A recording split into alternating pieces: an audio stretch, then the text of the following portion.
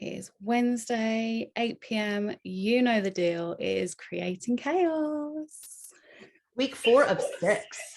Whoa, We're beyond halfway. that is crazy. How? I'm loving these weeks. They're awesome. They're so much fun. I'm having fun too. Good. Right. Let's do this. Let's do this. All right. So week 4 is, are you parenting from your past? Are you ready? So first, let's start with, there's no right or wrong way to parent. If you parent with love and the intention of creating beautiful, wonderful humans, you're doing it right, but there's no right or wrong. Okay. So everywhere you are parenting based on the things that you experienced from your parents, let's just get rid of that notion right now. Okay. So if you're parenting because mom and dad did something or didn't do something, and you're fighting for or against that, you're actually putting that on your child as a limiting point of view. So the goal here is to allow, ask, and acknowledge. Actually, I think I said it backwards. Acknowledge, ask, and allow. One of those days. Okay. So we're going to have some fun playing with that. And we really hope that you can take this tool with you. Of all the weeks, this tool can change your life. Even if you're not a parent and you're watching this in the future, you probably were born with parents. Most people are born, have a mom and a dad, or they have other relationships where you can apply this acknowledge, ask, and allow. But with parenting, I have found in my practice, which is primarily for parents and teens, it's the most effective tool that can change your relationships. So, Steph, what do you want to say before we dive in here? I think that this is a very interesting subject for me. And as a mum, I've been a mum coming up 7 years now. It has been interesting to explore this as my child has got older. So my son is 7, and I think now I'm really getting into what would my mum and dad have done with this situation and stuff. So I'm at the acknowledge stage, and I'm slowly kind of building it up a bit. So a prime example of how I've been we all try to be the perfect parent, right? I mean, who doesn't? But I've realized that actually being perfectly imperfect is actually working better for me and my family. So I've got an example to share with people today. My son was going to school with shorts on and a coat up until just before Christmas, I'd say. The shorts thing was starting to bug me. And I was like, you're going to get cold. You're going to get freezing cold. You need to put trousers on. And as soon as I acknowledged that that was my parents speaking to me, I always had to have a coat on. And thanks, mum and dad, if you watch this, thanks. I do appreciate you keeping me warm. But I kind of think my son never gets cold anyway. Was I telling him to wear trousers because everyone else was, because the weather was getting colder, when he was perfectly all right? When it got to the point where he was saying, I got a bit cold today, I said, well, should we put trousers on? Still didn't want to. So I just kind of left it. And in the end, it was like getting down to like 0 degrees. So I may have had a cheeky word with his teacher just to see if she could maybe plant the seed. Anyway, a few weeks later, he's still not wearing his coat. And the deputy head of the school had a word with him as he was leaving the school and said, should we maybe put our coat on tomorrow? And I thought, okay. But I kind of wanted to leave it up to him to get cold, to then make the decision himself. I want my children to make more decisions for themselves rather than having things handed to them on a plate. Right. Because I think that creates a much more easier life for me. And yes, that does mean that sometimes he goes, no, not sometimes, whenever he has packed lunch, which is 1 to 2 times a week, he'll have chicken nuggets in his lunchbox, not a sandwich, because he will come home and not eaten a sandwich. But I've given him that choice of what do you want in your lunch, rather than here's a sandwich, eat it. and it's working better because I've got a fed child. So yeah, it is a really interesting thing that I have only really just started exploring further, being perfectly imperfect and not parenting how my parents parented me, which there was nothing wrong with that. Okay, my stepdad used to be a bit scary and a bit strict. Love him.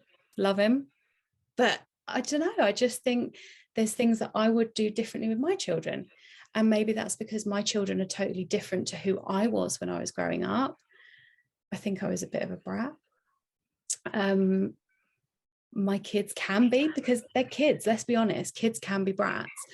But yeah, I think I found a bit of a better path for me than Miss Strict Pants. Awesome. And I can vouch for that. Steph and I have done a little bit of work with this tool. And really, for those of you who, I think I see our wonderful friend who takes notes, so I'm going to give it to you in note form here for a second, is acknowledge. When you acknowledge something, you come from a place of no point of view. And what that means is, I will use an example of a child forgetting their homework. Okay. Is, I noticed you got a 0 on your homework assignment. And shut up. Don't say another word. Let that sit. It's brutal. I know it's brutal for parents. That's why I teach it. But for kids as well, I'm thinking of the kid. I'm like, and watch what the kid does, and the kid will acknowledge it then, go, yep. You're not accusing though. It isn't, why didn't you turn in your homework? It isn't, what happened to your homework? It isn't any of those things. They all have the same intention. But the energy of the words shifts how children take things and decode it differently than what parents actually intend. And that's the key here. So when you ask that question, it becomes defense mode, and kids will lie. They will make excuses. They will play the victim. They will do all the things that they're taught to do to protect themselves. So instead of putting them in a space to protect themselves, let's put them in a space to empower them. So when you come in with, hey, I just got your grade report. I noticed you got a 0 on your homework assignment. Stop. And then see what the reaction is. From that reaction, ask a question. The question cannot include the word why. Okay, that's your challenge. Get that question out of your vocabulary when it comes to kids.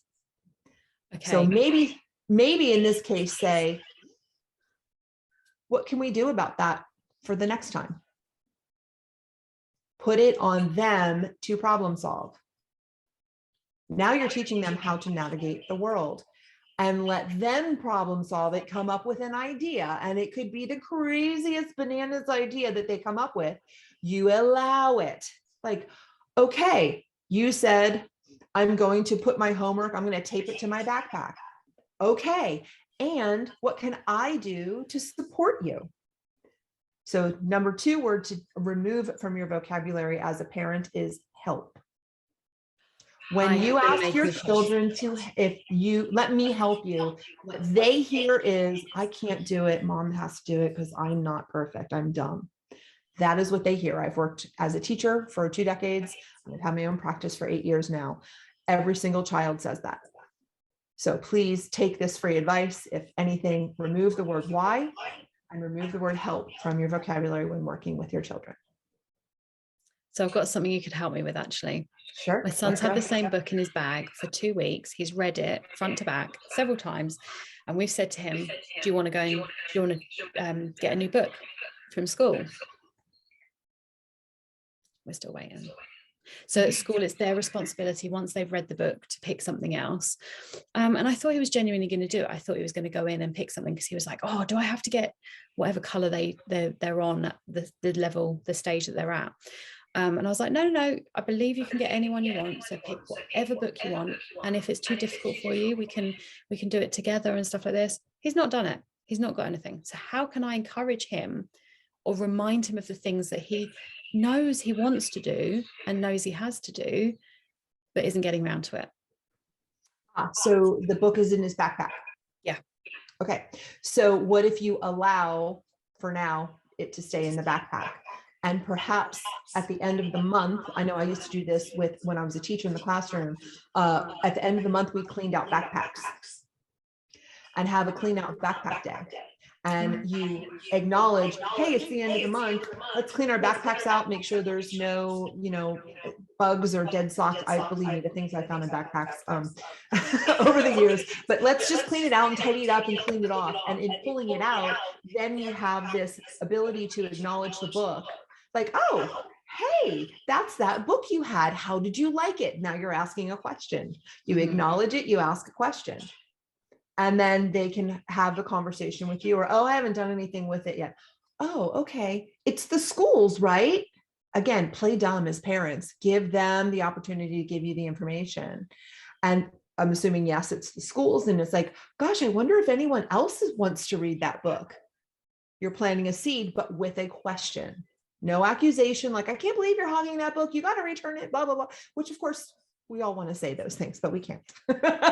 So then say, how do we want to get this back to the school? What do you think we should do? Again, notice they're all questions, and these questions involve the child responding. I like that. That's pretty cool. And then put it back in the backpack, and maybe they come up with the idea of, oh, maybe I need a sticky note, or I need to carry it to school, not in my backpack, but in my arm. Okay, what would you like me to do? How can I contribute? Or how can I support you with that? Oh, can you remind me on Monday morning to do that? Sure, no problem. Then they've handled the problem, and you've created a problem-solving child, which we all know as adults, we have to learn how to navigate that. That is ultimately what your job is. Your job is not to protect them from things. Your job is not to keep them safe.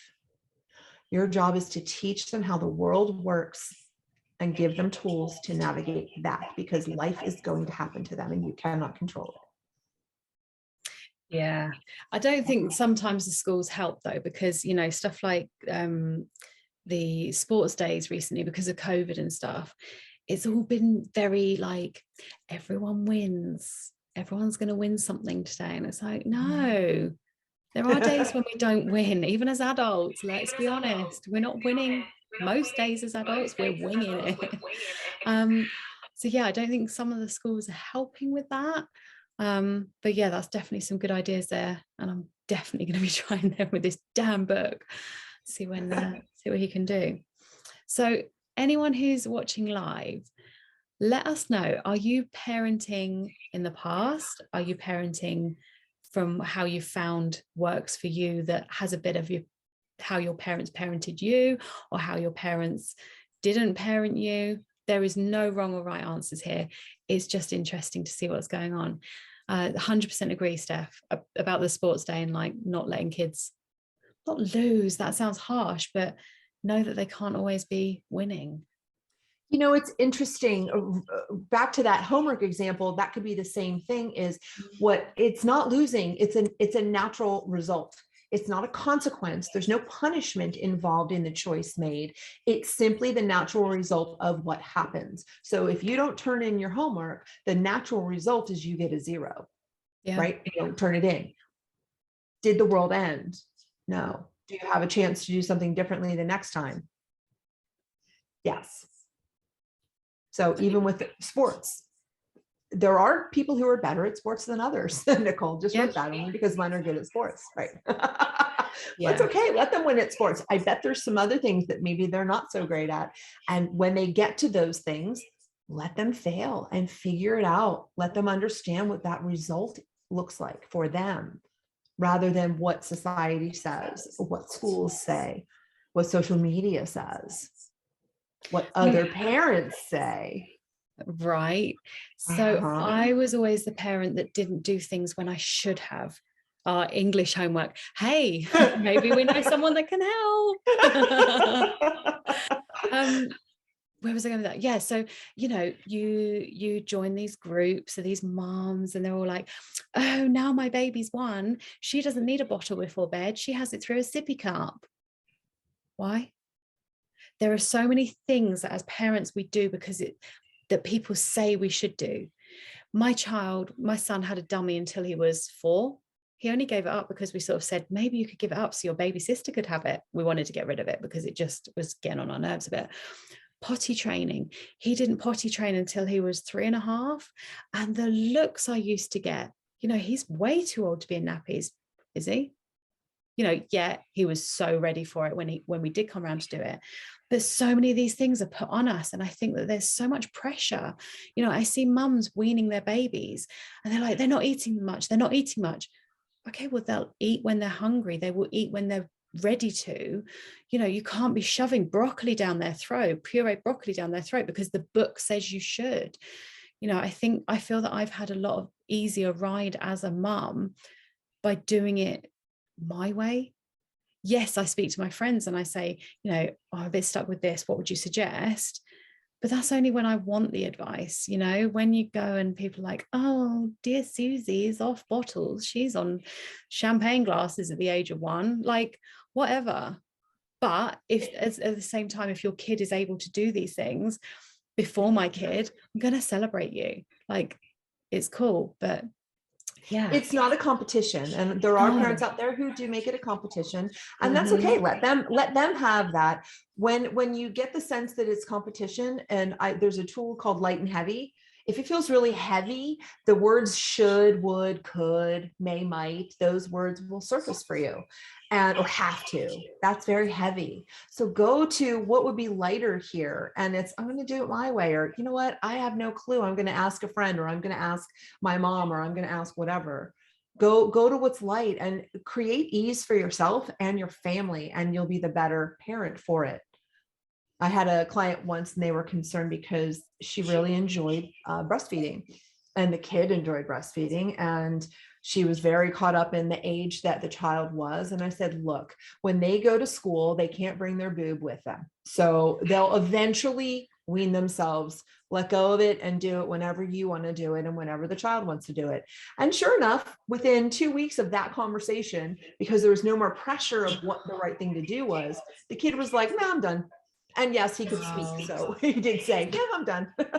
Whoa. Hats off to that mom for making it that long. That's what the kid wants, and that's what the mom wants. And it's this relationship that works. Go for it. But only if it's light and creates ease. Drop us a like or a heart or whatever in the comments if you are a parent and you want an easy, light life. Come on. Is that not the goal? Like, we put so much pressure on ourselves. What if we could just parent from a space of lightness all or most of the time? Yes, come on, Becky, give me those hearts. And I have hell yes. I'm in the place of grown children and some maybe grandchildren at this point. And with all the kids as a teacher I've put through the classroom, they're now in college or graduating college. And to see what they've learned, many of my students keep in touch with me, come back to me and say, hey, thank you for the lesson that you taught me in this. And not once does it have to do with the academic education piece. It has to do with the life lessons. So as parents, keep that in mind, that it's just a grade. It's just a test. It's just a project. It's just a detention for bad behavior. They're little tiny slivers. And look at the timeline of life that you're a parent. And look at the timeline when your children are under the age of 20. If your end goal is to have a relationship with your kids, what would it contribute to the relationship with them as adults? Because they're going to be adults a lot longer than they're going to be kids in your world. So if you nurture them and you encourage them and you empower them now when they're younger, they'll come back to you as adults because they want to spend time with you. And that to me is ultimately a good sign of parenting, is that you actually have adult children who want to be with you and spend time with you and hang out with you. That would be so nice. So in that long grand scheme of things, does that test in 3rd grade that they failed matter? Right. Not so much.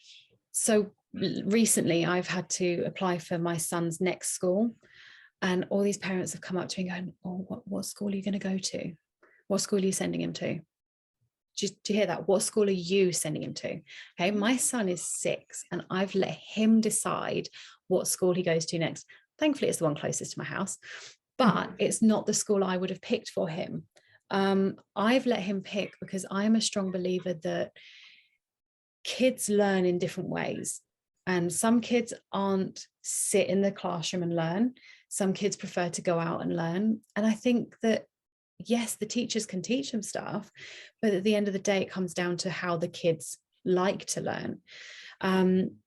But I just thought, do you know what? I'm going to let him make this decision. Yes, he's picked it probably based on his best friends going there, but I let him pick that. And when I tell some of the parents that, they're like, oh, why didn't you pick that one which you preferred?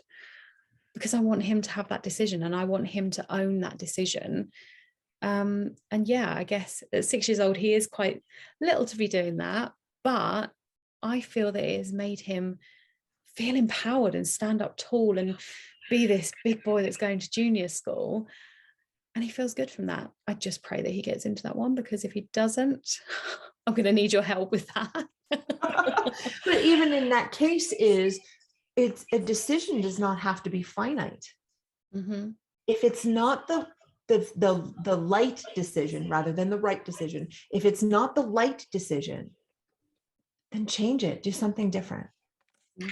There's always choice. And when you're empowering your kids to have choice, they learn how to navigate that instead of following in that path of parents, especially when, in our cases, if we're parenting from our past, it shows them that as parents, we don't have to have this, you have to do it this way thing. I grew up, that was it. It was, you had to do it the way they said, or you were in trouble. I think I'm technically still grounded. I'm in my 50s. I'm just going to say I'm in my 50s, and I think I'm still grounded from a lot of the things that I did because I wouldn't follow the rules. So if you have a kid who doesn't follow the rules, freaking embrace that, because they're going to be amazing when they grow up, and use this and allow them to make mistakes and allow them to choose a school. And if they don't like the school, you say, hey, okay, what would you like to do about that? Yeah. Oh, birthday club. Yeah. All right. We're happy club. Thank you. Yeah. You'd be grounded too, for sure. Imogen's never getting ungrounded. I'm just saying. And she knows that. Yeah. Yeah. I love that. Yeah. And obviously the grounding worked. Yeah, clearly for both of you. Yeah. We manipulate our way out of it. That's what kids do. Their job is to manipulate you. And it's your choice if you allow it, or if you take control of it in a way that is actually empowering rather than in a like a dictatorship kind of way. Yeah. There's the no manipulation right thing. I think we'll have the manipulation thing with my daughter. She's something else. Love her to bits. She but is something else. And that's the other great point, Steph, is no child is similar to another. Big time. Not in the beginning, not before they start picking up other people's points of views. They are all programmed to be these magical unicorns, and let's nurture that rather than force them to be like everybody else, because that sameness, that's not something that is a contribution to the future. Definitely. We've got a comment. I love empowered parenting, empowering the kids to make their own choices. Yes. Let's go. Yes, I have two completely different. Yeah. Okay. Has anyone got two twins that aren't twins that are exactly the same, or even twins that aren't exactly the same? Like, no one. I bet there would be no one that could comment. No one should fit in a box, square pegs in round holes. Defo. Yes. Oh. So we actually had a fun little challenge. Steph, do you have your picture that you colored? Yeah. So part of creating chaos is, do you go ahead and show yours, color inside the lines and make it perfect the way it quote unquote should be? Or do you do it my way, which is completely blow it off and not do it at all? Because really looking forward to seeing what you had. If I had colored it in, I would have actually not colored. I was that kid. I did not color in the lines. I colored outside of the lines. So I mean, can I just say something? Can I just say one thing? I didn't do the right colors of the rainbow. And had I had more pink pens, more pink pens, there would have been more pink in there. So yeah. Just saying. Yeah. It doesn't have to be the way other people think it should be. Do what works for you and do what's light and what feels easy. And if coloring in the lines brings you a sense of calm, go for it. Yeah. It really coloring between the lines stresses me to F out. I just can't do it. So I don't try. I mean, I couldn't be bothered to color in any other parts of it. I thought clouds are white. That's, you know, unless they were gray, which actually my son painted them gray, which was interesting, but only colored parts of it. I think more because he couldn't be asked, but yeah, it was interesting to watch that. All right, my love, what is our takeaway for today? Stop trying to be the most fucking perfect parent there is. You're not perfect. We're all perfectly imperfect. Stop parenting from the past if it's not working from you. Start parenting the way you want to, because they're your kids.